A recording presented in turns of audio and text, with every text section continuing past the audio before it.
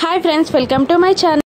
బాగి భయంగా బాధగా పెద్దవాళ్ళని రాతోని ఇలా అడుగుతూ ఉంటుంది. ప్లీజ్, ఆయన నా మీద చాలా కోపంగా ఉన్నారని నాకు అర్థమవుతుంది. ఆయన కోపాన్ని తగ్గించడానికి నాకు ఏదైనా ఉపాయం చెప్పండి. ప్లీజ్ నాకు హెల్ప్ చేయండి, నాకు ఏదైనా ప్లాన్ చెప్పండి అని బాగి వాళ్ళందరినీ బ్రతిమిలాడుతూ ఉండగా ఇక రాథోడ్ అలా అబద్ధం చెప్పి వెళ్ళడం తప్పు కదా మేడం. నిన్న మీరు వెళ్ళినప్పటి నుండి వచ్చే వరకు కూడా సార్ చాలా టెన్షన్ పడ్డారు, అసలు వాటర్ కూడా ముట్టుకోలేదు అని రాథోడ్ అంటూ ఉంటాడు.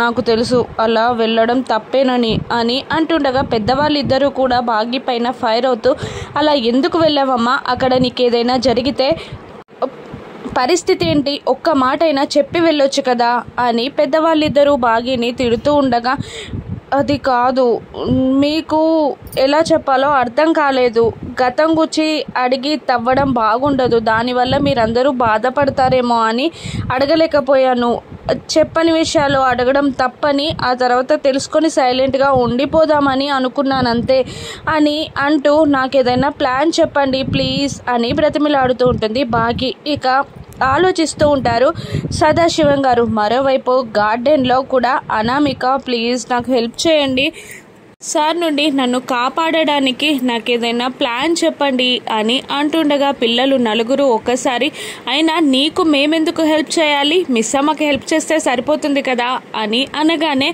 ఒక డీల్ పెడుతుంది ఆరు.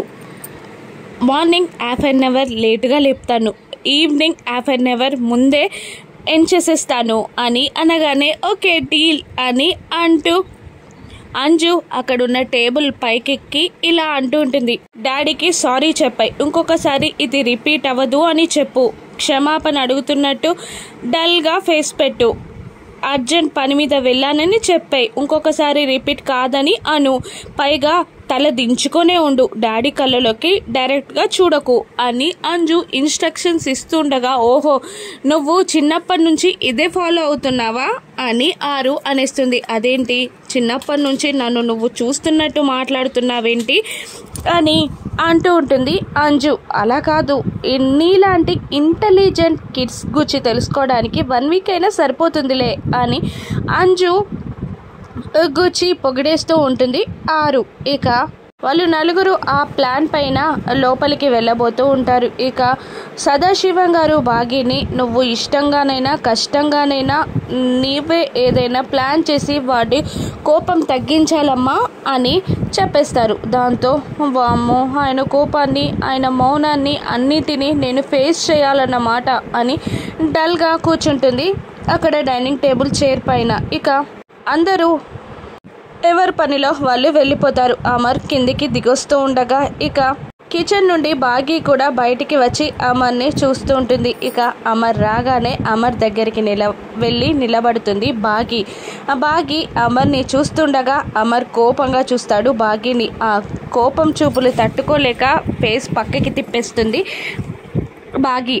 మళ్ళీ బాధగా బాగి అమర్ని చూస్తుండగా తన ఫేస్ని చూడడం కూడా ఇష్టం లేదన్నట్టు తన ఫేస్ని పక్కకి తిప్పుకుంటాడు అమర్.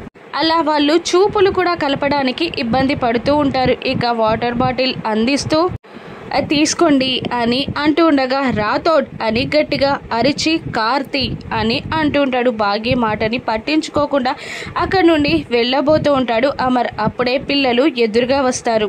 ఈరోజు అవార్డ్ ఫంక్షన్స్ ఉన్నాయి డాడీ, మమ్మల్ని ఎంకరేజ్ చేయడానికి, మేము ప్రైజెస్ తీసుకున్నప్పుడు చూడడానికి, క్లాప్స్ కొట్టడానికి, మా పర్ఫార్మెన్స్ చూడడానికి మీరు వస్తారు కదా అని అడిగేస్తారు పిల్లలు. అప్పుడు లేదు, నేను డ్యూటీలో ఉంటాను, రావడానికి వీలు పడకపోవచ్చు అని అమర్ కోపంగా అనగానే పిల్లలందరూ డల్ అయిపోతారు. అప్పుడు అది గమనించిన బాగి, మీకు సర్ప్రైజ్ ఇద్దామని అలా మాట్లాడుతున్నారంతే, మీరు పర్ఫార్మెన్స్ ఇచ్చేటప్పుడు మీ పక్కనే ఉండి క్లాప్స్ కొడతారు, మీకన్నా డాడీకి ఏది ఎక్కువ కాదు, అయినా సర్ప్రైజ్ని పాడు చేసినందుకు సారీ అని బాగి అమర్ మాటలని కప్పిపుచ్చేస్తుంది. ఇక పిల్లలు నలుగురు నిజమా డాడీ అని మెరిసే కళ్ళతో అడుగుతూ ఉండగా, నేను డ్యూటీలో ఉంటాను కానీ మీరు ప్రైజెస్ తీసుకున్నప్పుడు నేను వస్తాను అని అనేస్తాడు అమర్. దాంతో హ్యాపీగా పిల్లలు నలుగురు అమర్ని హత్తుకుంటారు. ఇక అమర్ ఇలా అంటుంటాడు, నేను ఇప్పుడు రాథోడ్ని తీసుకొని వెళ్తున్నాను,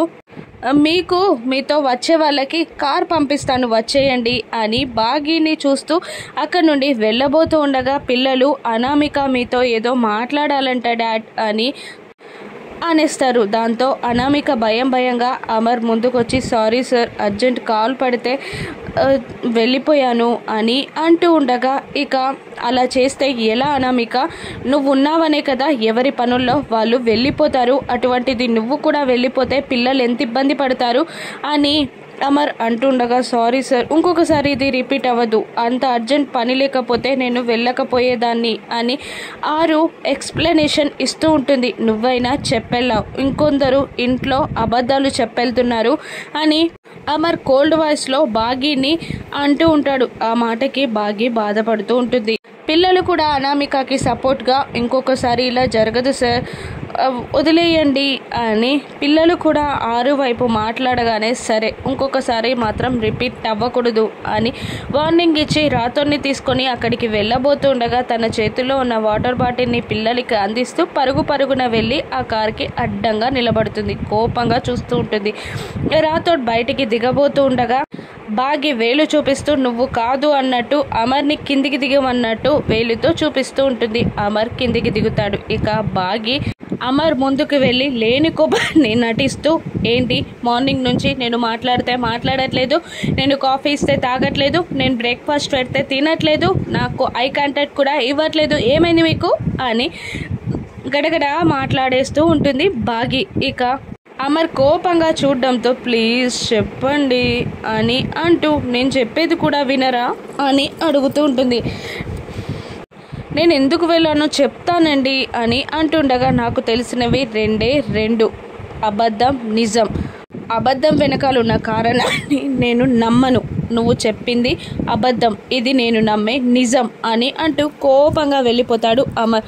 అమ్మో ఈ నాలుక పనుపు తీర్చడానికి ఎన్ని రోజులు పడుతుందో అని అనుకుంటూ ఉంటుంది బాగి. నిట్టూర్పు వెలుస్తుంది. ఇక మనోహరి ఆలోచనలో పడిపోతుంది. ఇదేంటి బాగి అబద్ధం చెప్పిందని తెలిసిన అమర్ ఏమీ అనట్లేదు, అసలు నా గతం గురించి తెలుసుకునే వరకు బాగి నిజం చెప్పదా, అమర్ ఏమీ అనడా అని ఆలోచనలో పడిపోతుంది. ఇక బాగి లోపలికి వస్తూ ఉండగా పైనుండి దిగి వస్తున్న ఆరు ఆ ప్రశ్నల వర్షం తట్టుకోదని పైకి పారిపోతుంది. ఏంటక్క అని బాగి అడగగానే పైన అంజుని తయారు చేస్తున్నాను, అవుట్ఫిట్ ఇవ్వడం మర్చిపోయాను, అందుకే వెళ్తున్నాను అని అంటూ కప్పి బుచ్చుకోబోతుండగా నిన్న ఎక్కడికి వెళ్ళారక్క, ఏంటా అర్జెంట్ పని, ఎవరా ఫ్రెండ్ అని ప్రశ్నల పైన ప్రశ్నలు వేస్తుండగా నన్ను స్కూల్లో కూడా ఇన్ని ప్రశ్నలు ఎవరు అడగలేదు అని అంటుంటుంది ఆరు. నిన్న కోల్కతా వచ్చారా, మీకు ఫైటింగ్ వచ్చా అని అంటూ ఉండగా తడబడుతూ నేను అసలు సినిమాలోనే ఫైటింగ్స్ చూడను, రియల్ ఫైటింగ్ నాకేమొస్తుంది అంటూ తుర్రున పారిపోతుంది ఆరు.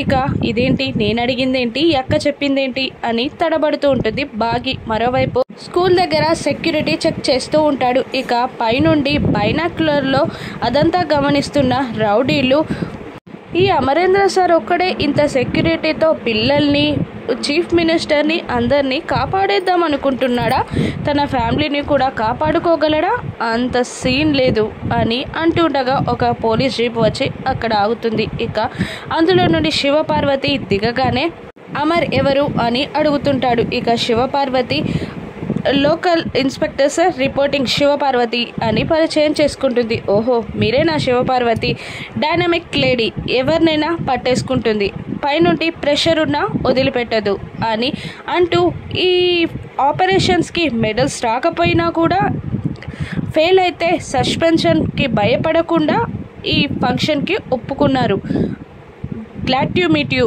అని అమర్ శివపార్వతి గుచ్చి పొగుడుతూ ఉండగా బార్డర్లో పనిచేసిన మీతో కలిసి పనిచేయడం చాలా అదృష్టం సార్ మాకు, మీరు టేకప్ చేసిన ఏ చిన్న కేసు కూడా ఫెయిల్ అవ్వలేదు కదా అని శివపార్వతి కూడా అంటూ ఉంటుంది. అక్కడ సెక్యూరిటీని టైట్ చేస్తారు. అది గమనించిన రౌడీలు ఈ అమ్మాయి ఎవరు అని అడుగుతుండగా అమరేంద్ర ఆవలిస్తే పేగులు లెక్క పెట్టే రకం అయితే ఆ అమ్మాయి ఆ పేగులని మెడలో వేసుకునే రకం అని అంటూ ఆపరేషన్ ఆపేద్దామా అని అడుగుతుండగా ఈ ఆపరేషన్ని చూడడానికి కూడా బాయ్ కూడా వచ్చాడు అని పెద్ద రౌడీ చెప్తుంటాడు. అప్పుడే మీనన్ అక్కడికి దిగి ఆ బిల్డింగ్ పైకి వెళ్తూ ఉంటాడు.